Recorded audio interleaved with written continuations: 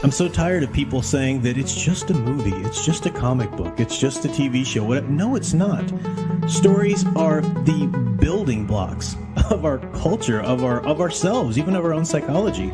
We are a product of the stories we tell ourselves about our own past and the experiences on a daily basis, but also the stories that we choose to spend time with. What types of values, our feelings, or whatever are they promoting? What types that we like to spend our time around? They're going to shape us. They're going to shape our personality and character, and they're going to shape our perception of the world and the acts and behaviors that we put out into the world.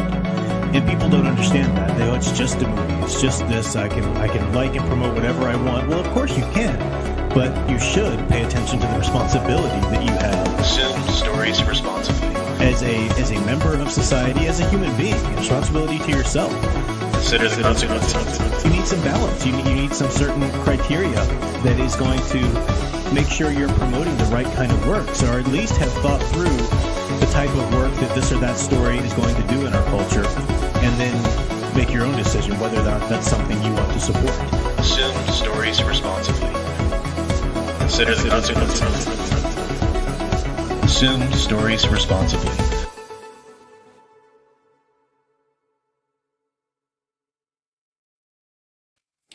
Hello everyone, I'm Professor Geek.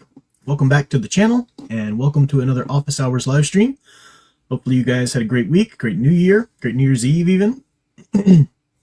I was mentioning on my private Facebook the other night, I was like, I am so happy to have married my homebody soulmate because the best New Year's Eve ever.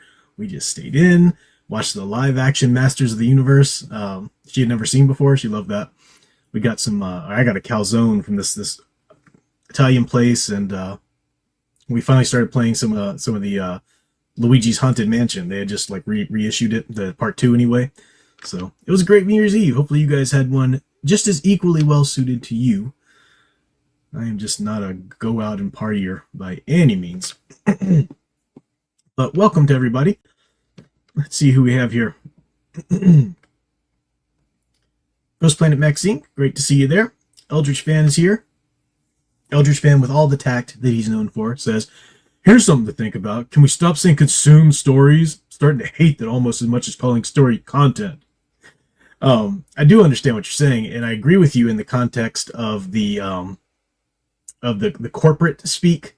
You got to produce your content. You got to be out there, and people are going to consume this, and that. And it's a horrible way to talk about art. The reason I say consume stories responsibly is because I'm trying to riff. Hopefully, I thought it was kind of obvious. I hope a lot of people get it, but I'll just say it if more people didn't. Like when you watch a beer commercial or whatever, it'll say, please consume responsibly, or please consume your alcohol responsibly, or I guess now the edibles are pretty much legal everywhere. They'll say consume responsibly, the idea being that if you don't, these are dangerous. You have to handle with care because these are powerful, chemicals, things to imbibe that you do need to kind of think about and make sure you're responsibly consuming. And my take is that stories are just as worthy of being seriously considered. This willy-nilly idea that, I just watch anything. I like some of what I watch, and I'll give anything a chance. I'll just watch anything. I'm like, no, you're just sinking any old thing into your soul, into your psyche, and that's not healthy. Just consuming any old thing or just watching anything, even if you know it's going to be bad or whatever, that's doing just as much harm to you psychologically or to our culture collectively as, somebody who just abuses alcohol or whatever. So yeah, that's why I say consume stories responsibly. Private Eye, welcome to you. William Allaire, hopefully I'm saying that right. Eldritch Fan, you're talking about the supernatural. I appreciate the update on that. One thing, I read your, because you have a clump of comments there. I read them because I was interested in what you were thinking about the supernatural. But the one thing I'll mention here, which I think is a good talking point, is that you're talking about why, I'll put it up on the screen here.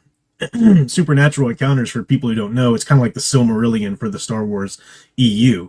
And I don't even know if it's available anymore on Amazon. Maybe it is. It was for a while. They took it down. I got mine. They're 3 big tomes. I got them, and I haven't started reading any of them yet because I want to read far more into the EU before I do. But you've been reading them, as you say, and this is a good point you bring up. You said, I can see why supernatural encounters will never be made canon today. It draws on an early concept of the Force. The Force is balance, is the light side, and the dark side of is a corruption, of external corruption. You see later on, I guess Lucas came to view the dark side as misunderstood and legitimate part of the Force. Did Lucas ever really do that? I know even when they were doing the Clone Wars cartoon, he was still of the mindset. Now, see, Filoni and all of these people came in with, oh, you gotta have a balance, and that's sort of a modern take on Star Wars and the Force, because people don't want to be self-controlled. They don't want to be good. They don't want to be self-discipline is a dirty word. Authority, anybody having authority over me is a dirty word, So they like the idea, well, we need a balance. And you're absolutely right. Lucas began Star Wars with the idea that the light side is the balance. Now, I didn't understand this until I got into reading more of the EU, but I'm glad that I figured it out when I did, because sometimes you hear people say things like, well, even in the EU, Luke, he became sort of a gray Jedi, he achieved more of that balance. Not true at all. Not true at all. Luke set up the new Jedi Order the way he would set it up, but he didn't turn his back on the light side or incorporate dark side into it by any means.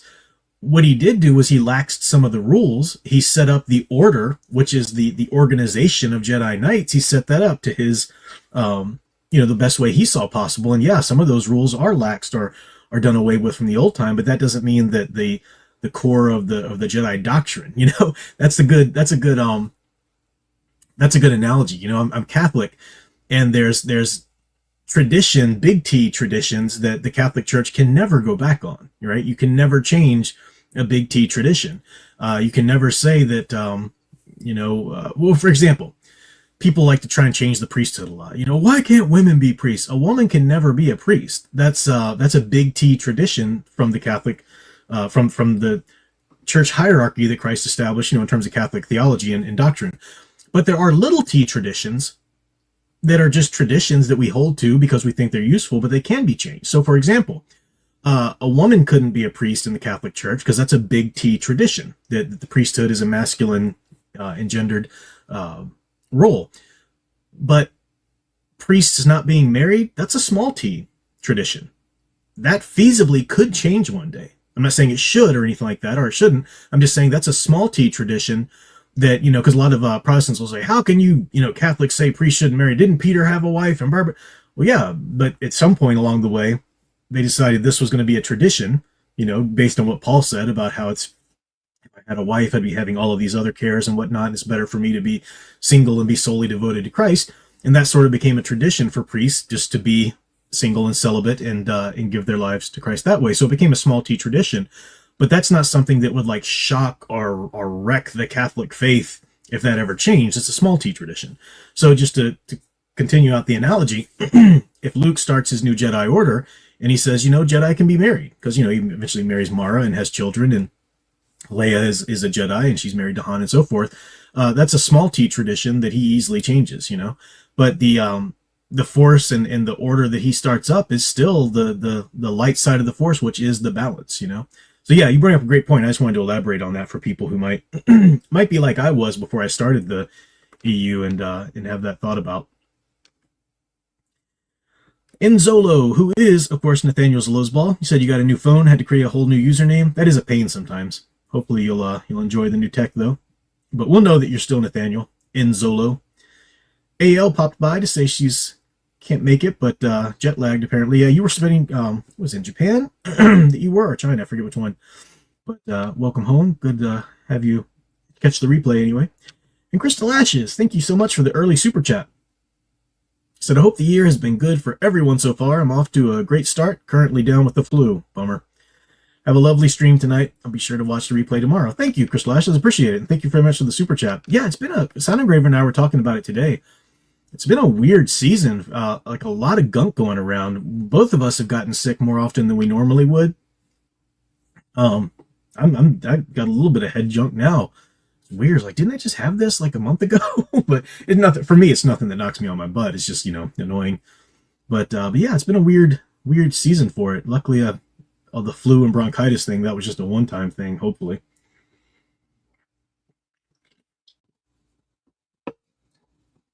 So you guys stay healthy out there. Who else is here with us? And you guys were chatting for a while. Electric Barbarella, welcome. Ace Moic, The Imaginative Hobbyist, Leia Plus Size, Stephen M., or as you say, Kal-El64. Good to see you. Studio Super, always great to have you here. That's Samuel Proctor, channel member, good to see you. He said, yeah, I've been waiting all day for this stream. This day is just dragged on after calling in a sick day. Just a cold and rough cold. Yeah, see? Skunk's going around. It's not fun. When I have my daughter the part of the week, you know, if you follow along, I usually talk about it. I drop her off with her mother on Saturdays here, so I've got a few days without my daughter. And, you know, she's, I think I mentioned it before, with part of her, you know, special needs and whatnot, is her brain just doesn't create the chemical that keeps her asleep. It doesn't create those chemicals correctly, so I have to give her sleep medicine to get her down. And some nights it's good, some nights it's not. It's a little bit easier now that she's a teenager. But even if she sleeps, you know, later into the next day, she's still up every few hours and calling for me to get her this or that, or she needs, you know, some help doing this or that or whatever. So I have to wake up constantly. I get, like, my sleep is very broken. So I'm very excited to have this day, these few days to catch up on sleep too. I know what it's like just having a day that's long and weird and not really fully there and everything. Final Fantasy fan, and so many more people here. Fizchozo's Corner. I always say that wrong. I'm probably still saying it wrong, but I'm going to try. Fizchozo's Corner. Why do you people have such difficult to pronounce screen names? Just call yourself Tom or Bob. Of course, my dear sweet sound engraver's here with us. Isaiah Parks. Got a studio super chat. Thank you so much. Said, hey, you really want to consume that story? You know that's going to do that to your body. That's right. Have some self-respect. Amen. Amen. Consume stories responsibly. That's the thing. It's we'll get on down to the end of the comments here.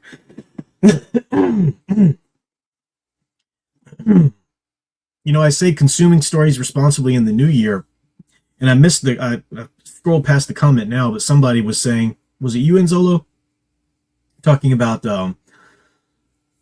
you know, they got a new Spider-Man cartoon that's coming out and all of this and that. And I've realized over the last few years, but I was just thinking about the other day, just kind of crystallizing it.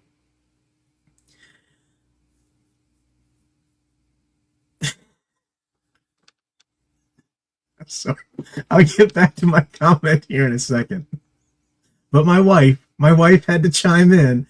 I only wish my prof consumed his vegetables on the level he consumed his good story.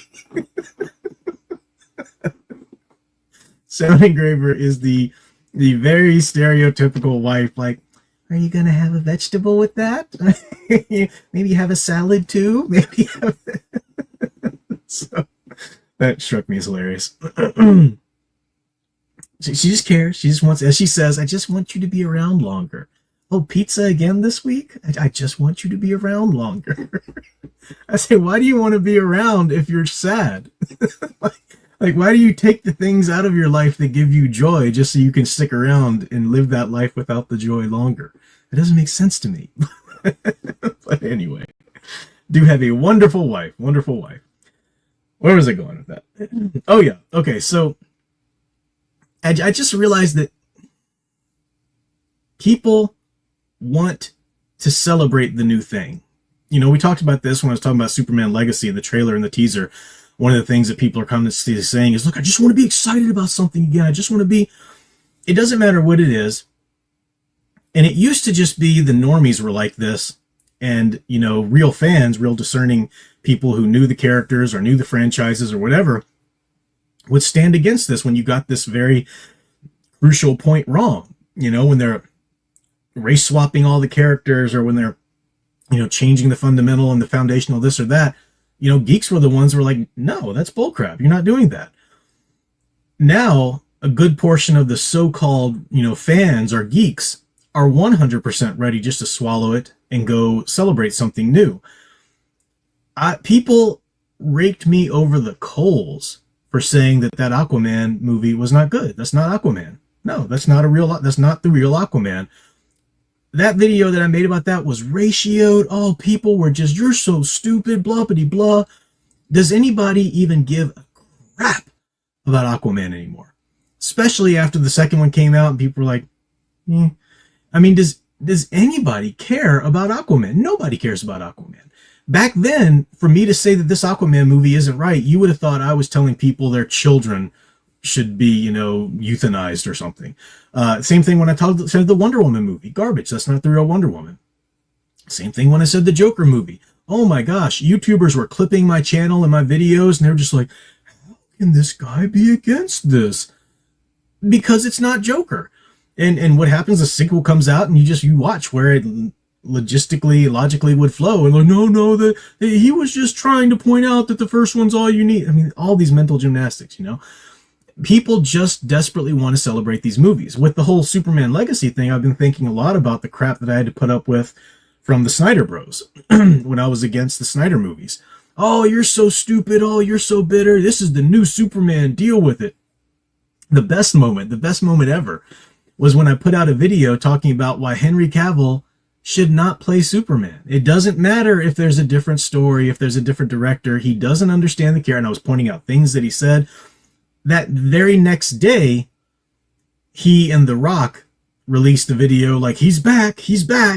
People piled on me on that video I made just the day before, like, copium, coparter, bro, blah, blah, blah. He's back. Deal with it. And then, of course, if you know the history, the very next day, James Gunn popped up and said, no, he's not back. He's not going to be our Superman. Oh, I can't tell you how tempted I was just to screenshot every one of those bully schoolyard comments and put them in the video and just, play the copium song or something. I don't know. But people jump on the new thing and they desperately want to celebrate the new thing and they act like it's life itself. I never understood this concept because, see, I actually like stories. I actually like the movies themselves or the books themselves. I don't care if somebody else doesn't like it and says it's crap. I just don't understand the need. You can make a video telling me that Superman 78 is the biggest piece of garbage and the most overestimated, bloated piece of cinema, whatever. Okay, cool. Good for you. That's not going to affect in any way me going my daily life and celebrating that movie as one of the greatest films ever made. Like, I don't care that you don't like it or that you said you didn't like it. But there's this insecurity when you don't really just like and want to celebrate the story itself, when you're trying to celebrate the momentum and the moment, the cultural moment around it, and you want to celebrate the community of fandom around it, then you get very insecure if somebody speaks out and says, hey, this is garbage. Then you need to shout them down desperately because they're threatening your little party life and your party vibe atmosphere that you want just to be everywhere at the moment. You see this with every kind of fandom. It's not just, stories. I mean, music, for example. I love Van Halen. I've talked about it before. Love Van Halen. I like both the David Lee Roth Van Halen era and I love the Sammy Hagar era. But as I've said before, if you really make me choose one, Sammy Hagar in a heartbeat. That Sammy Hagar took that band to heights they'd never been before, as far as I'm concerned.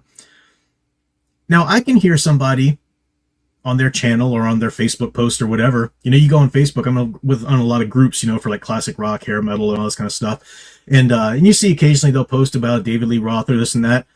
Okay, cool. He was the greatest, blah, blah, blah, whatever. Eddie never played like he did again when Dave was with him. Okay, whatever.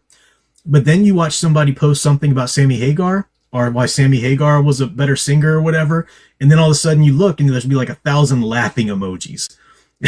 On there. If you've ever posted on Facebook a laughing emoji as a way to mock somebody's post, just go ahead and punch yourself in the face right now and do it hard because you truly deserve it. Just sit with it, rub that pain in because you deserve every bit of it. What a asinine thing to do because that shows the psychology of how insecure you are. As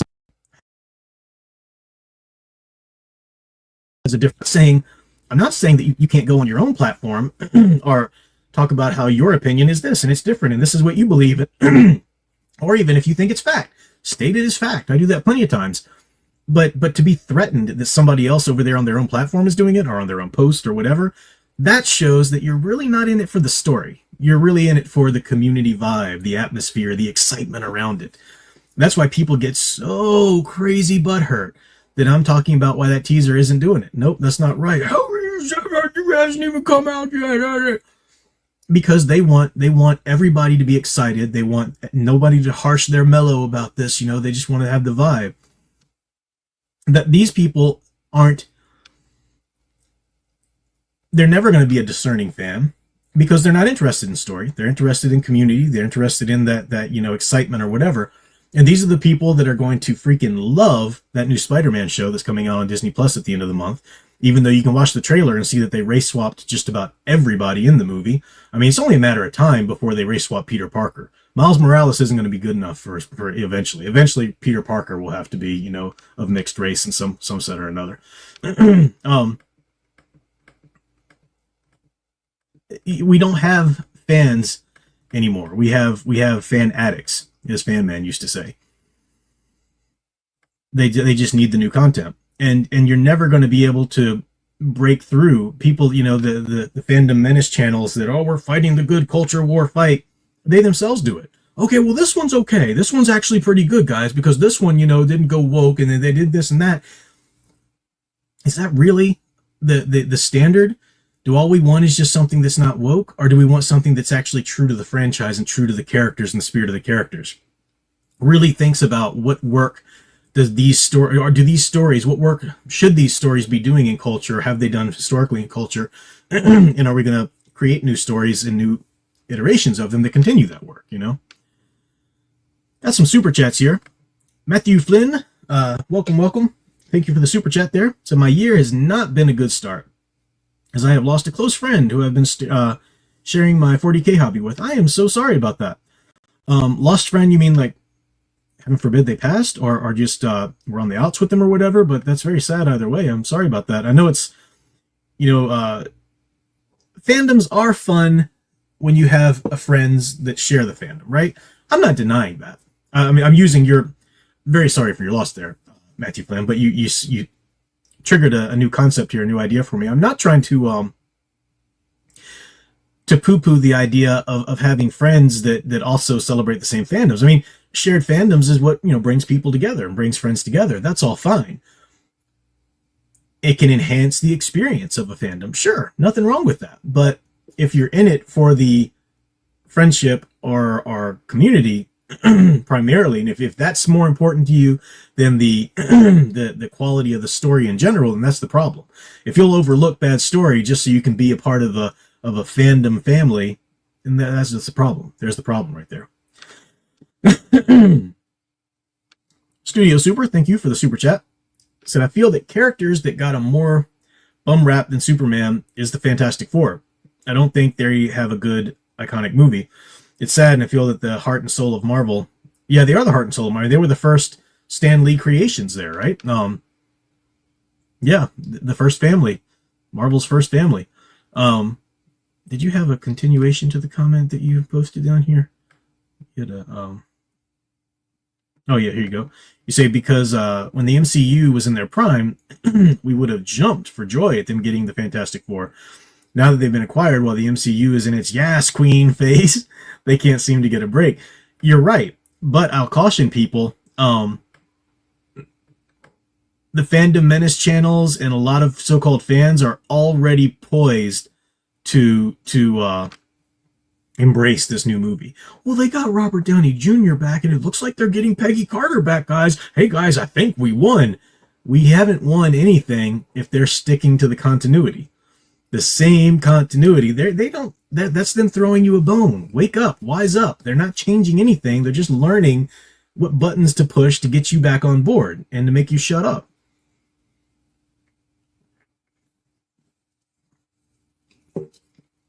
None of those buttons are significant or long-term change. Look, here's a Mandalorian series. Pretend that there's a civil war and that you're making a difference, and you'll shut up and get back on board with Disney Star Wars. People did. They bought it hook, line, and sinker. Professor Logos, good to see you there. Thank you for the super chat. Said, I tried explaining to my sister that movies like The Man of Steel and The Last Jedi are socially dangerous. Good way of explaining it, yeah. They are postmodern deconstructions of morality. She didn't listen. She said, I'm a fake fan. A fake fan? Are you freaking kidding me? Yeah. I think I'm probably going to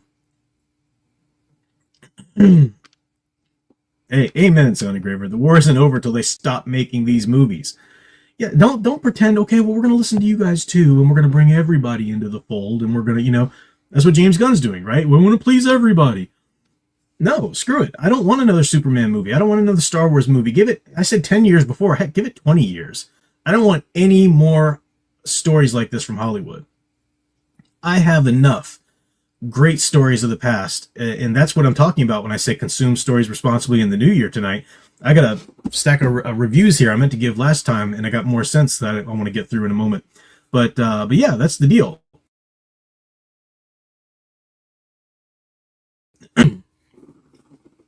What I was going to say there is that before I long before I started the YouTube channel, and this was like right after the Man of Steel film came out. I've mentioned this before, some people might remember, but I started a Facebook page called The Iconic Superman, in which I was just there to celebrate the iconic versions of Superman, not the crap, not just any old iteration. Because I hate it. Even now, you go on Facebook, Instagram, whatever, and you you look up a page or a Facebook fan account for a franchise or a character that you like, and you'll see that they're just any iteration of this character ever, is one. Like, I mean, it's only a matter of time before Superman fan pages include Brightburn. They might as well. And that's not the case. I said, I want to do a fan page dedicated only to the iconic, true character. And, oh my gosh, it was just a big deal. It spawned a lot of fans, and all the backlash from Snyder Bros. They couldn't stand me. And I said, no, we're not here to debate. Occasionally I would say something about the iconic Superman. People would say, but you're missing the point of this, what Snyder's doing. And I would just delete them immediately. This is a safe place for people tired of your crap. If you're busy, if you're just desperate to rub your nipples over what Zack Snyder's doing or what James Gunn's doing now, there are 1,000 Facebook pages out there or forums or whatever, Instagram posts or whatever for you to do that. Here, we're not putting up with that crap. We're just going to be celebrating the real deal. And it was super popular. I might have to bring that back now that that everybody's jumping on the James Gunn wagon. Boy, are they jumping on it hard too. So yeah, I might have to bring that back. Eldritch Fan says bait, then load up the woke in the back half. You're right. You're exactly right. I mean, that's what they did with the Disney Plus Star Wars, right? Oh, look, they gave us the Mandalorian. They know what they're doing. Then they fire Gina Carano. Then it doesn't matter whatever they did in Mandalorian. I mean, Favreau was coming out and saying the whole time, no, this is just to fill the gap between Return of the Jedi and the New Order. And that's, if you're like, well, you had to say that because he's playing the game and he's working for us on the inside, People, it's amazing the contortions of intellect that they had going on just so they could try and support and consume this nonsense. Studio Super, thank you there, said, when the Superman and Fantastic movie fails, I cringe at what the explanations for why is going to be. Well, these characters are outdated. Is it a surprise it failed? Basically learning the wrong lessons. Just great comment there. I hope it fails. I kind of think the Superman Legacy film is going to do well enough to continue because, again, the character has been so deconstructed in the public consciousness by now that they're going to see a character or an iteration that's somewhat lighter, that's like a bright, at least trying to be a bright, hopeful something, and they're going to be like, that's the character now. Like, we're so far gone, your average normie out there, from remembering really what Superman should be. Anything that James Gunn gives them, they're ready to swallow, I think. I think people, I hope what you said is true. I hope these movies fail. I think they're probably going to be, not hits. They're not going to be like what the Avengers was at the box office, but I think they're going to be, they're going to stick in the culture long enough to do their damage as well. They won't be forever. People thought the Snyderverse was forever. No, it's not. I don't think we're going to see the James Gunn verse, go on to be this great, big, wonderful thing like the early MCU was. That's not going to happen. But I think the movies people are ready to receive them. They are just ready to love them no matter what. It's really crappy.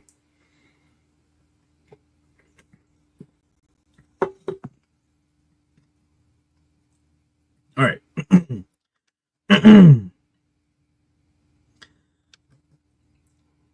Samuel Proctor there, channel member, says I'm consuming some delicious Alex Raymond 1930s Flash Gordon comic strips. Nice, I got for Christmas. Next up is Eisner's The Spirit. That's really great. Both of those are things that I'd love to read one day. I've never read Eisner's The Spirit. I know what it is, and I know it's supposed to be really good. And I love Flash Gordon. I've watched the old serials, but I've never read the old comics. That's really great. I envy you there. All right, come on. Calm it down, Prof. Get the voice back in order. Let me go through some reviews I have here, and we can talk about more if you guys have comments or whatever. We can keep chatting about this, but I want to make sure I give enough time to get through these. So I have been, as I said, continuing my journey through the Legends of the Dark Knight run in the 90s. And I know I say this at the beginning of every time, but for those who don't want to cut this out as its own video and whatnot, if people happen to tune into this and wonder what this is, Legends of the Dark Knight run was a new title that DC released for Batman after Batmania in 1989 had just been so explosive. And they realized, wow, we could probably sell a whole new title for Batman, which was a big deal because up until that point, Batman had only really sold in the Batman title and in the Detective Comics title. So this was a big deal. And I've been going through them in order.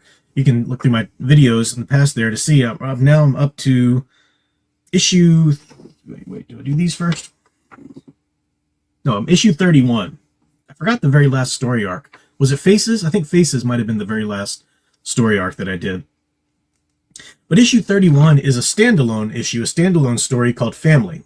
And you see the writers and artists, the James D. Hundall, Brent Anderson. And this was... Are we in 1992 now? I think so, because you got the ads for Batman Returns, you know, on the back of it coming out soon. This is a standalone story, and it's the thing about the Legends of the Dark Knight run, the shtick of it, or the reason for it, is that they were all supposed to be stories of Batman relatively early on in his career, like within the first few years or something like that. They also don't generally have any other heroes crossing over. It feels very isolated. It's still in the DC universe, but you don't really have Superman dropping by or whatever. There are some very small caveats to that I'll get to here in a moment. But that's the idea. And this is a really cool story here. This is the first story, I think, in the DC universe that actually has the Corto Maltese in the story. Because remember in the movie, Vicky Vale had done photography in the Corto Maltese, and they actually have the country in here. The Batman goes there. The premise is that he makes Alfred take a vacation. He's like, Alfred, you work too hard. Let me at least set you up with this nice vacation. I'll be okay. You just get a vacation, for crying out loud. So Alfred goes to the Corto Maltese. He ends up getting kidnapped by these terrorists, these like guerrilla insurgents or whatever, because they realize who he is, that he's a butler of this rich guy, and they think we can get a lot of money out of him. So Batman, of course, comes to save Alfred. And there's a moment in the beginning of it, where Batman's swinging through the jungle, he's trying to make his way there, and you get his internal dialogue.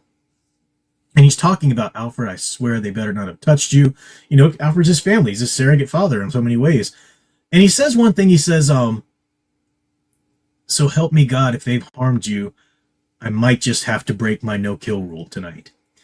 And he's just thinking to himself this as he's going through. He doesn't. This isn't some, controversial, he doesn't kill, Batman doesn't kill, period. And I thought, okay, well, how do I feel about that? And I think I'm okay with Batman sort of having an internal monologue and maybe saying that to himself. Never actually doing it, never actually acting on it. But I could think that easily myself, like if I got along the hypothetical lines of thinking if anybody ever laid a hand on my daughter, yeah, I'll torture them for 24 hours before I make them die slowly. I mean, it's very easy for me just to say that to myself because you don't harm my daughter, and this is how much Alfred feels, Batman feels about Alfred when it comes to actually, if you actually had an opportunity or something like that, of course you wouldn't. Of course your values and your virtues that you built yourself up on wouldn't allow that, but he brings them to justice instead. So I thought it was an interestingly human moment of Batman. It's really just left as that. He doesn't have anger issues when he's taking down the thugs. No, he's true blue Batman as Batman. It was just like an interesting little little human moment that he shares with the reader that I think is was fun. The story itself isn't it's a little compressed. It would have been a better tale if it would breathed out over 3 or 4 issues, but or at least 2 issues at the very least. So it's a little compressed. It goes a little quickly, but overall the idea of it's a good story. And yes, it's the iconic Batman here. Legends of the Dark Knight number 31. It's called Batman Family. This was a good one too. Next up, I have one more little arc that I did in the Legends of the Dark Knight for this time around. It was the let me see. Get a couple super chats here. Before I missed them. Saw Big Al here. Welcome, Big Al. Good to see you there. Matthew Flynn had another super chat. Said, I've noticed Optimus Prime nowadays is one of the last few true aspirational heroes. Is he even with the modern stuff they've been doing? It's only a matter of time. I thought that I thought Michael Bay pretty much kind of killed that franchise. I know some people think they brought it back with like the Bumblebee and like the animated film they did or whatever. I don't know much about it because I'm not a Transformers aficionado, but I do know that he was one of the true blue aspirational heroes like He-Man and Superman and everybody from the 80s, definitely. Tom Spiegel, thank you for the super chat. He said, someone has good taste. I'm currently consuming the 1988 Flash Gordon comics by Jan Jurgens and the novel series by Ron Goulart on Audible. Didn't even know that was on Audible. I'll have to check that out myself because yeah, that's a character that I really did that I'd like to get into more. I just have a very basic sort of pedestrian knowledge of the character, but I'd like to get into that a bit more. All right, so Legends of the Dark Knight issues 32 and 33. Did I get that right? No. 32. Oh. What? Let's see. Yeah, 32 and 33. I think that's right. Why does it say number 36? Oh, there it says number 32. Oh, it's a different... All right, so a different numbering. Sorry. Destiny. The story arc of Destiny. This was cool. It took me a little while to get into this and really decide if I liked it or not. But Mark Neese and Ro Hampton. This is one of those little caveats I told you. Pretty cool covers there, too. Especially this one over here. I like the composition of the mise-en-scene, if you will. But as I said, the Legends of the Dark Knight titles weren't supposed to have any other characters or heroes crossing over into them. They're just Batman. But occasionally they would make the exception, or they'd allow like a very much lesser known hero creep in. I think the Cavalier, is it the Cavalier? Is that his name? He comes up in one of these issues. In this 2-issue crossover, you get the Viking. I don't know if you guys know the Viking. He was I think he was an older, I don't know a lot about him myself. He was an older character, and they started doing a new series with him right around this time in the 90s. I don't know if the series ever turned out to be much or if people liked it or not, but it was the story of like a hero Viking. It was like an old fantasy tale. And I'm trying to find, I think there was an ad for the comic series in this issue, but I should have picked it up beforehand. Can't find it now. Let's see if it's in this one. Anyway, this is a story about Batman meets this. Sorry, I'm just not going to be satisfied unless I can find this. Batman meets this Olympic athlete from the Netherlands. Norway, is he from Norway? I forget exactly which country he's from, but he's his home is being basically taken over by this company called no, I can't find it right now. I don't know. You can look up the Viking. His home is being taken over by this company called Ragnarok. They're called something that works with the Viking mythology, and they're taking over. They're buying up the land, and the people who aren't selling their land and their family, homes, are being bullied, basically terrorized and beaten up and so forth. So this Olympic athlete uses his celebrity as an athlete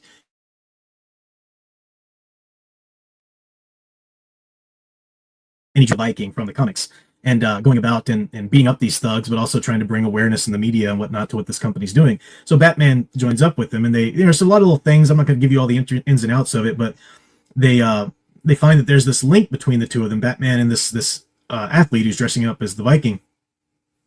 And they discovered this old tome about this old Norse story about this Viking who took on the persona of a bat. So basically like a Batman back in Viking days. It's done well. It's done better than I'm setting it up as. Who teamed up with this great prince, the Viking prince, who is the Viking character, the Viking prince. And they had to team up to fight Hel, of Norse mythology, Loki's daughter, and save these people and do all these things. And there's there's links to connections between what they read in this old book and what's actually going on in the present, with trying to fight this company. It was actually good. At first, when I first started reading it, I thought, is this a little too convoluted? Is it a little too weird? But it's actually pretty good. It's actually really good. By the end of it, I thought, no, that was well done. That's a good story. So it's a 2-issue arc and called Batman Destiny, Legends of the Dark Knight Destiny. Definitely recommend that as well. You got good old iconic Batman there. Tom Spiegel, did I get this one yet? Oh yeah, you got that one. Yeah.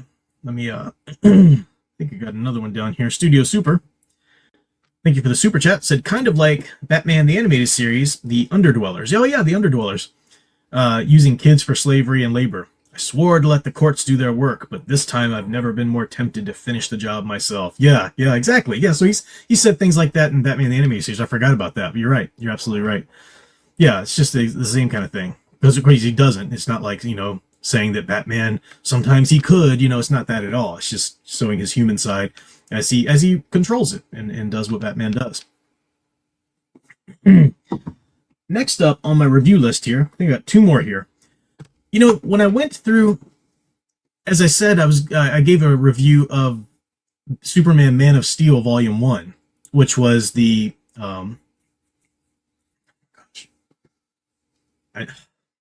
having a brain fart here. What's his name? John Byrne. That's the name. After Crisis, of course, in the 80s when they kind of set up and rebooted the DC universe there after one of their Crisis events, the first one actually. I remember the John Byrne era, and as I said, for Superman, he made some missteps, some really crappy missteps, but for the whole, he treated Superman wonderfully, iconically, and it was really great. So I was going through and reading those, and I was going to review those and talk about, which issues are great and which arcs are great, which ones, kind of missed the mark here or there, or whatever. But I was having such a good time reading that era again. I love the 90s. That's when I first started getting into comics, the early 90s, 89, 90, whatever. But then I thought, I love that Superman before of that era, because even though I wasn't reading the comics necessarily, that's the Superman that I came to know through the cartoons, through the movies, and so forth. And so rereading, the John Byrne era, because I read them a while ago, but rereading them was a lot of fun. And I thought, let me just spend a little more time rather than just read the Superman Man of Steel series of this era. Let me read all of what DC was doing with this post-crisis timeline, and it's a fun place to really exist. Now, some of the books I'd already read that came before the Superman Volume 1, like Batman Year 1, or the Catwoman, Sister's Keeper, I think it's called, her origin story from there. So some of the stories I'd already read that I was just kind of moving forward from the Superman, the Man of Steel Volume 1. And I did find, I don't know how authoritative it is, but I found a list on a blog post listed like the graphic novels, the collections of the comics that have been released in order through the whole DC post-crisis continuity in the 80s. And sometimes one novel will kind of dip back in time a little bit and there'll be some overlap from the last one or whatever. But I found a pretty fun little, list there. So that's what I've been going through. And the next one in the order really sold me. I was like, oh, I got to read that. It's Etrigan, the Demon from the Darkness by Matt Wagner. If there was ever a character besides Batman that Matt Wagner was born to write, it's Etrigan, the Demon. If you don't know Etrigan, the Demon, he's a demon from hell, but it's not like a demon, sort of the mythological take. Merlin bound him to defend the Round Table and Arthur's castle and reign and all of that. And when Arthur failed, due to Morgana, Etrigan was bound to a human, Jason Blood, this sorcerer. So you might have seen the demon pop up in some cartoons occasionally, crossover cartoons with Batman or the Justice League or whatever. And this is a really cool story. It's about Jason Blood going through and trying to find a way to release him from Etrigan's hold, because Etrigan is with him. It's kind of like a Jekyll and Hyde deal. Not usually, the transformations usually aren't unbidden. Though usually you have to say, gone the form of man, now the demon Etrigan or whatever, or return the form of man or whatever is this mantra that he has to say to transform back and forth. But there's inner conflict going on all the time. You get the idea. And Matt Wagner handles this wonderfully. This is a really fun title. It leaves with a startling ending, which is a good conclusion to the story arc. But you kind of want to know, okay, so how did that change? What happened? You really want to know more about it. But The Demon from the Darkness, Matt Wagner, Art Nichols on art, and it's great art too. It's really fun art. In fact, that's just that I miss that art. I miss that style. This kind of that's the universe. That's the DC universe, that I miss. So really great stuff. Say that one more. And of course, the colors and everything are very supernatural and atmospheric for this title. But this was good. I liked it. I was glad I did that. Make sure I didn't miss anything here. Yeah, there you go. You got it, Anzolo. That's the mantra there.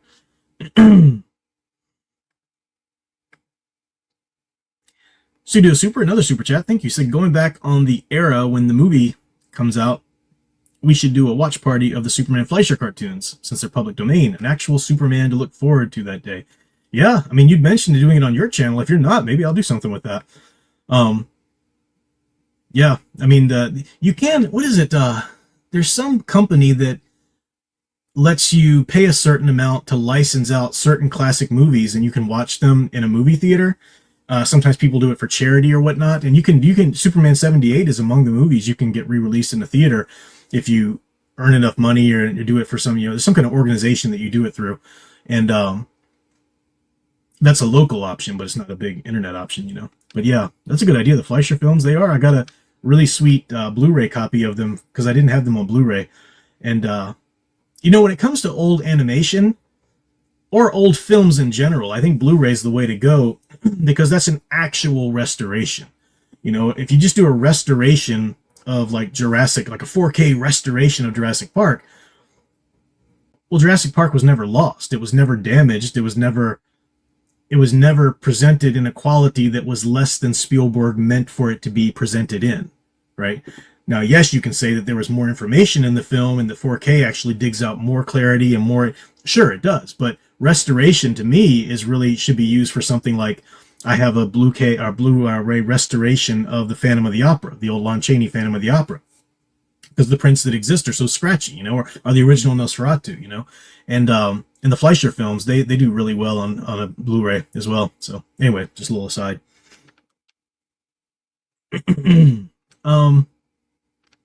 Last review I've got for you tonight.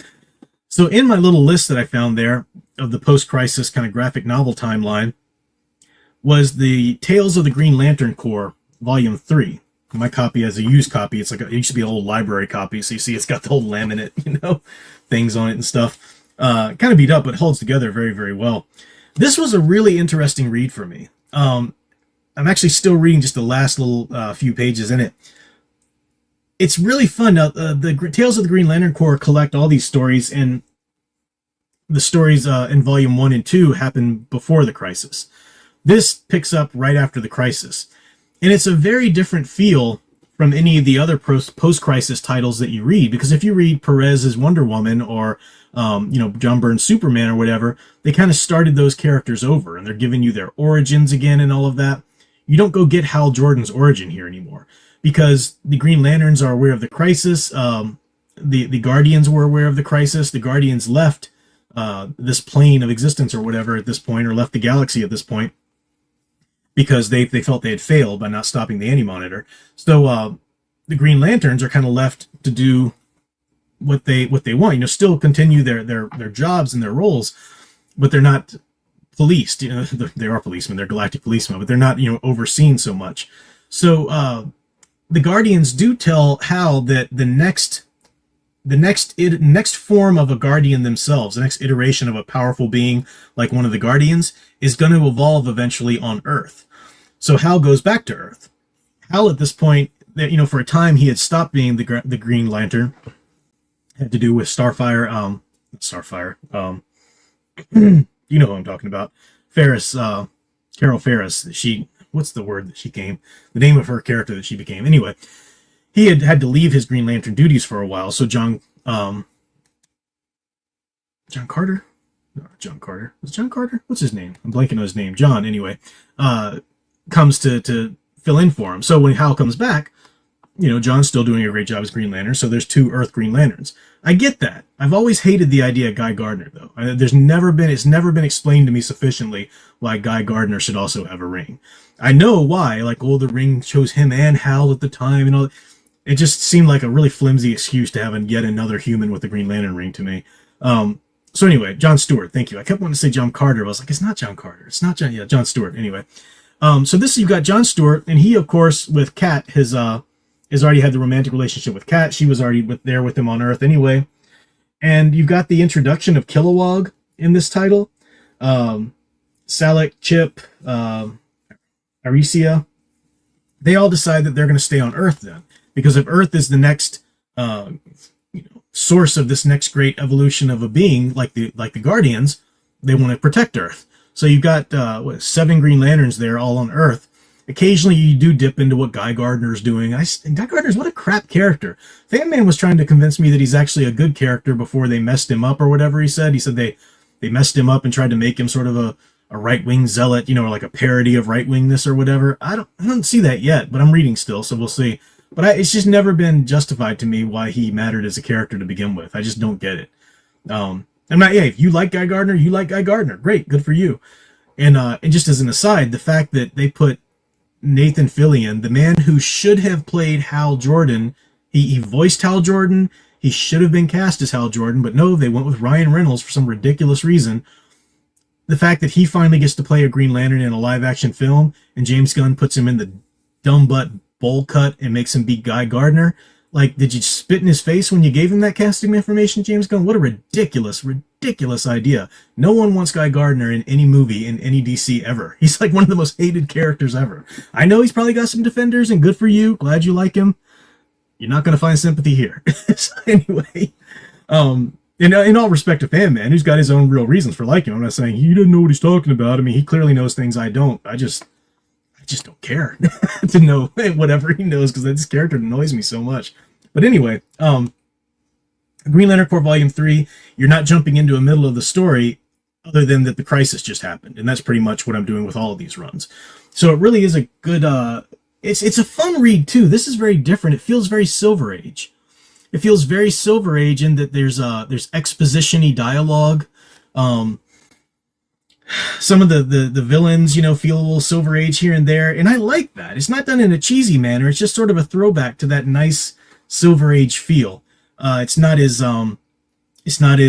more serious and this and that, as a lot of the post-crisis stuff is, which I love. I love the feel of George Perez's Wonder Woman, and that tone and everything. But it's, because it's still true to the iconic characters. But this just had like an element of that intergalactic Silver Age fun, where it's like anything can happen. You got an anthropomorphic beaver, for crying out loud, with a power ring. So it's fun. It's a good read. I recommend it if you're into that. I never really read a lot of the Green Lantern stuff, to be honest. I'd read stories about Hal Jordan specifically, but I haven't really read a lot of Green Lantern Corps stuff, in my reading. So it was good. The art is also wonderful. Like, this is the DC universe as I remember it. I mean, that's how that's how a woman should be drawn. That's how a man should be drawn. You just don't see that in comics anymore, and you're not going to. You're not, even from, unless you get into like some of like the indie people, like an Ethan Van Sciver or, Paul Ravoche or something like that. Yeah, then you can see some really great true blue comic iterations of men and women and such again. But you're not going to see that in comics today because they won't allow it. More than that, though, they won't. I think even a lot of comic creators who aren't for the wokeness, if you trained and worked in this modern time, it's just kind of in the system. It's just kind of in the ethos to make sure that your women aren't too feminine, aren't too sexual, because that's not right or whatever. And it's just BS. Men should be iconically, idealistically masculine, and women should be iconically, idealistically feminine. That's a comic book. It's not, your freaking Anna Kendrick film, or whatever. So anyway, I recommend this. Green Lantern Corps Volume 3. It's great. I forget which one comes next in my reading list. I think it's the Legacy crossover that kind of got the thing started, really kind of joined all the titles in the post-crisis going forward. So I'll keep, even as I keep going forward with the Legends of the Dark Knight, I'll keep talking about the post-crisis graphic novel reading list that I'm on here as well. Yes, Sound Engraver, I call it the Alan Oppenheimer effect. The man who performed the iconic Skeletor's voice, nah, you can play the character you didn't do. Yeah, when Kevin Smith put him in there as Moss Man. Like, no, screw Luke Skywalker. You don't get to be Skeletor. Alan Oppenheimer's still around, he's Skeletor. That's a whole other thing. I'm gonna get to these super chats in a second, but let me just, Sound Engraver just reminded me of this. What has Kevin Smith ever really done that merits him still being around and still making content, still creating stories? I mean, like, if you're a fan of that kind of goofy comedy like The Clerks or something, maybe you like that. Maybe you like his Dogma film. I don't know, whatever. But he just kind of just insinuated himself into fandom with some Batman comics that weren't very good. He doesn't know how to write the character. How did he get He-Man, for crying out loud? Crapped all over the character. Ends up doing a character that he doesn't really understand or care about even.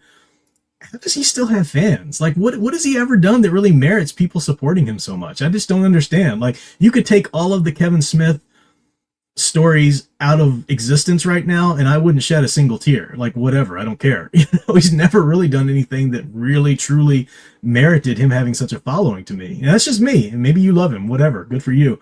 I kind of feel the same way about James Gunn. Not to the point. I think James Gunn was perfect for the Guardians of the Galaxy. That was great. But he's doing the same thing. He's like, hey, I do geek stuff now. Yeah, I'm not really into the Superman character, but sure, I'll do his movie. He's doing the same thing. So anyway, super chats that I'm missing here. Eldridge fan, thank you very much. Said gonna read Clavin's werewolf book. He also wrote a fantasy trilogy. I'll try. But the other genre writers tend to reinvent the wheel when they try jumping. Yeah, I don't know about Clavin. Everything he says about stories, and he just seems like he doesn't really know what he's talking about when he talks about like other stories. I'd like to read his work too to see if he's actually any good on the Rubber Meets the Road and see how it is. But yeah, I just disagree with so much of his assessments of other stories or movies. I really don't think he takes the time to fully think of things. I think he's just too busy telling people to get off his yard. Critically, I mean, but that's just me. But you let me know what you think of it. I'll have to give it a chance at some point. Studio Super, thank you very much. Said, in terms of Hal Jordan casting, if he was younger, I'd say Tom Cruise. I mean, if Tom Cruise was younger. The character he played in Top Gun Maverick is basically Hal Jordan type of character. I never put that together, but you're right. Yeah, Maverick pretty much was sort of a Hal Jordan type character. That's a good point. But yeah, I remember when I first heard that the Green Lantern movie was coming out, and I still haven't seen it. I refused to watch it back in the day because I'm like, screw you. Don't put Ryan Reynolds in there. That should have gone to Nathan Fillion. I was so mad about that. And then, of course, all the stuff with the suit and everything looked ridiculous, so I never bothered seeing it. I'll probably watch it now. Enough time's gone by. Because I have heard so many great things about the animated series that picks up off of the movie. Was actually supposed to be pretty good. So I don't know, I'll probably watch it now, but I was just mad about that. I'm not a big Ryan Reynolds fan anyway. Now, I have nothing against Ryan Reynolds. I'm just not a fan of the characters he likes to play. Like, I don't want to spend time with a Deadpool. I don't want to spend time with a Ryan Reynolds smart-ass character. It's just not a character I enjoy spending time with. He's a great actor portraying that. He does great. He's very successful. He was born to play Deadpool, I'll give you that in a heartbeat. It's just a matter of taste. He just doesn't tend to play the type of characters that I want to spend time with. That's the best way I can say it. So yeah, when he was Hal Jordan, I'm like, that's not Hal Jordan. He's not, what? No, what are you doing? And it was just such a scoff to Nathan Fillion. as though he wouldn't have had enough of a following or something. He had just come off of like Firefly and whatnot in the day, and Serenity. He was huge at the time. There was no reason not to give that to him back then. Anyway, what's going on in the chat here? I'm just over my hour mark, but I'll check in with you guys a bit here. Yep, I agree here, Stephen. The Netflix abomination, Master of the Universe Revulsions did more harm to the He-Man mythos than any other story, and that includes He-Man Thundercat. Crossover. They did the stupid crossover in which they basically killed off He-Man in the beginning of it, which was ridiculous. But yeah, Kevin Smith just knowingly crapped all over the He-Man mythos, and to even try to defend himself. Like, you don't do that and then just try to pretend like, what? No, what an insincere douchebag. He deserves for his career to go down in flames, and I hope it does. I really hope it does, because you don't do those kinds of crimes against mythology. But see, he's not going to. Today's culture of need to consume the new thing, gotta have the new thing, will just keep anybody relevant, and it's depressing. But that's why I just say screw you, Hollywood. I'm reading the old stuff. I'm watching the old stuff. I'm watching a lot of 90s series now. I never did finish out the X-Files completely, so I'm watching that. But there's so many other little series that were like short-lived 90s series that I never really could have grabbed back in the day unless you were watching it, or sometimes they weren't even aired to completion back in the day, before they were canceled. But you can get access to them now, like little shows. There was a spin-off of the Tales from the Crypt that was another anthology series, but it was more sci-fi stuff, which I forget the name of it right now. That looked interesting. There's a show called American Gothic, which looked pretty interesting. A lot of cool things that I'm just going to spend my time checking out and whatnot. So, Aldrich Fan said, Claven's early thrillers are great. Animal, I didn't even know he'd done more than that. Animal Horror, you say that's good? Maybe I should start with some of those earlier ones. I mean, even if I liked Andrew Claven's work, he won't be the first or last author that I think is an idiot and should stop talking and just write, like Stephen King. Stephen King should really just shut his stupid mouth and just write. Matthew Flynn, thank you for your super chat there. What do you think of Dan Abernethy as a writer? I remember liking some of his stuff. I can't place anything just right off the bat but he's written comics and stuff like that. If I'm thinking about the same person that you are, maybe it's a person with a different name, but I'm blanking on the specific titles. Studio Super says, before going, folks, remember, if you have trouble consuming stories responsibly, get a story buddy to check you when you sit up. That's right. Slip up. That's right. All right. One thing I'll do here before I leave, I want to show you one more thing. I haven't told her I'm going to do this. She'd probably tell me I shouldn't, but I'm going to do it anyway because I don't care, because I'm my own man. Sound Engraver has, when you talk about writing for me, I like having something on in the background. I can't have my favorite bands. I can't play, Aerosmith or Whitesnake in the background because I'll end up listening to the song and really trying to follow that. Sound Engraver does this amazing electronic music. But more than that, of course, Sound Engraver is a master violinist. In her music, she's always tried to pride herself on this music. It stimulates the mind. It's not a little pop hook that kind of becomes an earworm and sinks into your head and distracts you. It actually kind of stimulates the mind where you're able to do stuff. She just put out a new album recently, and she's selling it on her website here, which is soundengraver.com. And it is the coolest stuff because she's actually paired now her violin with the electronic stuff that she does. And it sounds awesome. I'll just play you a clip here of some of it.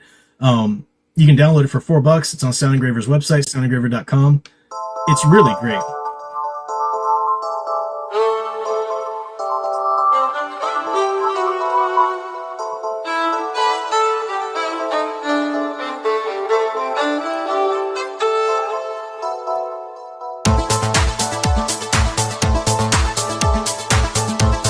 I had to mute my mic because I don't know if it's going to feed back, but that is so cool.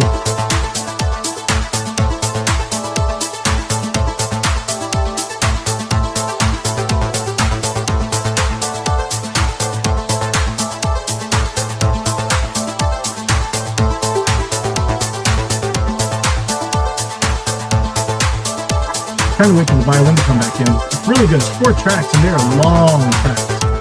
So,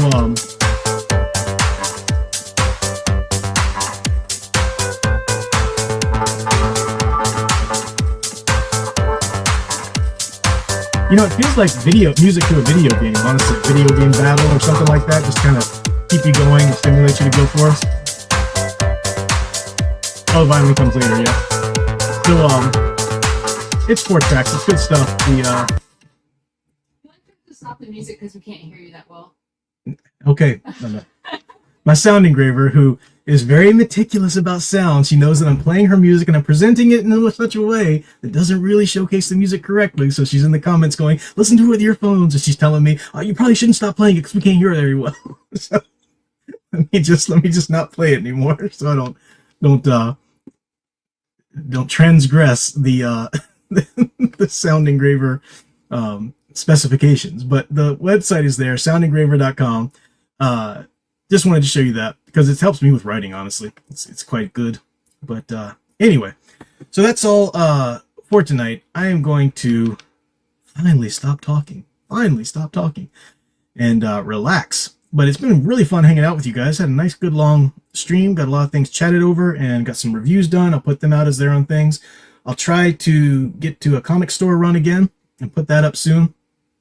But yes, keep going forth and consuming stories responsibly in the new year, which means just turn your back on Hollywood and their crap, or the modern publishing industry and its crap. Just go to the tried and true stuff. They'll never stop with any way that matters or with any sort of long-term implications unless they see that you're ignoring them. It's the only way they will stop. Ignore the little bones they throw. All right, I'm done. Thanks for watching. Hope you guys have a great weekend and a great week. And until next time, keep enjoying and digging deeper into the true blue stories you love. Thanks for watching.